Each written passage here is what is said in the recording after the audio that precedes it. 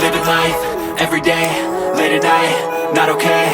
All I want, and I pray, all I need are some better days. Fuck me, I'm looking in the mirror, so foggy, but I've never seen clearer. I don't really think anyone can save me, and honestly I'm not really sure I want saving. I like to be my own worst enemy. There's no risk if you don't try at anything, so I'ma just keep buying everything. See you in the next life, have to be a better me. I don't think that my head's on straight, gotta flip it and grip it and go and get an x-ray. What's wrong with me? I just feel weight pushing on my chest and it squeezes till I suffocate. Better change my mindset, meditate. It's pretty cool that I'm alive and have better days. I could walk, see, hear, I should celebrate. Think I could change my mind, maybe elevate. Living life, every day, late at night, not okay.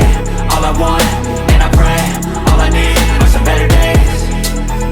Yeah, all I need are some better days. Cause all I want, and I pray, I believe in the better days. I'm kinda stuck between a rock and a hard place.